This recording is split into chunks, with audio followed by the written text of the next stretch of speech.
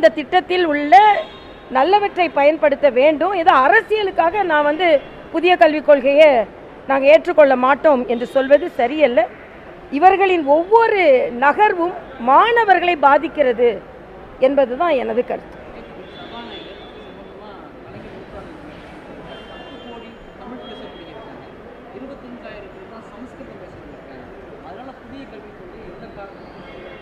இல்லை, புதிய கல்விக் கொள்கை சமஸ்கிருதத்தை மாத்திரம் பேசலை.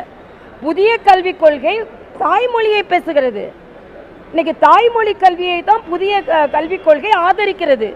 ஆனால் தமிழகத்தில் உள்ள அத்தனை பள்ளிகளிலும் தனியார் பள்ளிகளிலும் ஹிந்தி கற்பிக்கப்பட்டு அரசாங்க பள்ளி மாணவர்களுக்கு மட்டுமே மறுக்கப்பட்டு இன்னைக்கு பிரெஞ்சு கவர்மெண்ட் கூட ஒரு ஒப்பந்தம் போடுறாங்க, பிரெஞ்சு மொழியை அரசாங்க பள்ளி மாணவர்கள் கற்றுக்கொள்ள வேண்டும் என்று. இப்போ நம்ம நாட்டில் ஒரு மொழியை கற்றுக்கொள்ளும் பொழுது அவர்களுக்கான வாய்ப்புகள் அதிகமாக இருக்கிறது. ஆக நாங்கள் எங்களுக்காக எங்கள் கொள்கைக்காக குழந்தைகளின் எதிர்காலத்தை நாங்கள் கேள்விக்குறியாக்குவோம் என்று சொல்வது சரியல்ல. இன்னும் சொல்ல போனால் மரியாதைக்குரிய பாரத பிரதமர் தமிழ் மொழிக்கு கொடுத்திருக்கின்ற மரியாதையை போல இங்கே உள்ளவர்கள் கூட கொடுக்கவில்லை என்பதுதான் எனது கருத்து.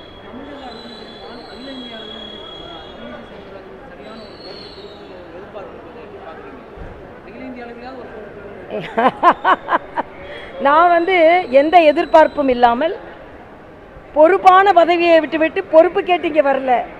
நான் ஒரு சாதாரண தொண்டனாக இருந்தால் கூட மகிழ்ச்சியாக தான் எனது பணியை ஆற்றுவேன். எனக்கு என்னை இவ்வளவு உயரத்திற்கு கொண்டு சென்ற கட்சிக்கு நன்றி உணர்வோடு இந்த கட்சிக்கு உழைக்க வேண்டும் என்று இன்னும் 5 வருடம் கவர்னராக இருந்திருக்கலாம், எனக்கு நிச்சயமாக அந்த வாய்ப்பை தந்திருப்பார்கள்.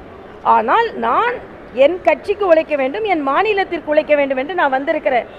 எந்தவித எதிர்பார்ப்பும் இல்லாமல் கட்சி மீது இருக்கும் பாசத்தினால், தமிழ் மக்கள் மீது இருக்கும் பாசத்தினால் நான் வந்திருக்கிறேன். அதை நான் இங்கே தெளிவுபடுத்துகிறேன்.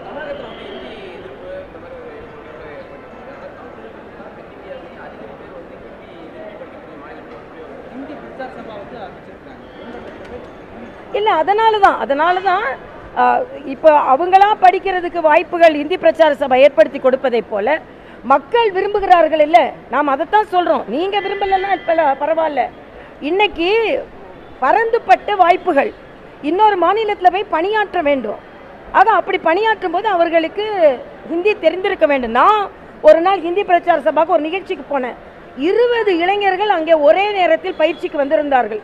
அவர்கள் சொன்னது, ஒரு மிகப்பெரிய கார் நிறுவனத்தில் நாங்கள் எல்லாமே தேர்ந்தெடுக்கப்பட்டோம், 3 to 4 லட்சம் ரூபாய் சம்பளம்.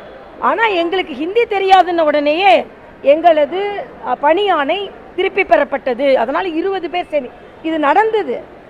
20 பேர் சேர்ந்து படிக்க வந்திருக்கோன்னு சொன்னாங்க. அதனால் குழந்தைகளின் நான் மறுபடியும் சொல்கிறது, இன்னொரு மொழி கற்றுக்கொள்வதால் தமிழ் மொழியின் மாண்பு குறைக்கப்படவில்லை. தமிழ் தான் நமது உயிர், தமிழ் தான் நமது வாழ்வு, தமிழ் தான் நமது வாழ்க்கை, தமிழ் தான் நமக்கு எல்லாமே கொடுத்திருக்கிறது.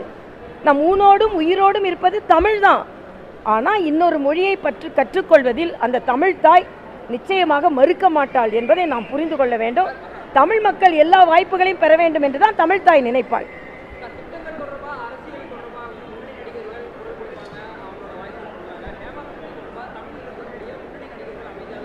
அவங்க கிட்ட கேளுங்க. ஆனால் நாங்கள் தொடர்ந்து குரல் கொடுத்து கொண்டு இருக்கிறோம்.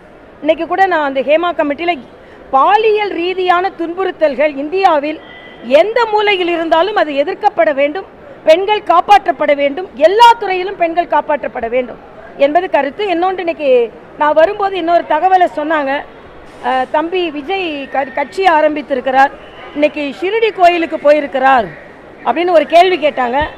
நான் சொன்னேன், மக்கள் சேவை மகேசன் சேவை. ஆக மகேசனின் மறு உருவமாக இருக்கின்ற ஷிரடி கோயிலுக்கு போய் ஒரு கடவுளை நம்புகிற ஒரு முட்டாள் அப்படின்லாம் சொல்லி கொண்டிருந்த ஒரு மாநிலத்தில் ஒரு கடவுள் நம்பிக்கையோடு சென்று போய் தனது கட்சி பணிக்காக அவர் இறைவனை பிரார்த்திக்கிறார் என்றால் அது வரவேற்கத்தக்கது. ஆன்மீகம் இல்லாத அரசியல் எடுபடாது என்பதை நான் ஏற்கனவே இங்கே சொல்லியிருக்கிறேன்.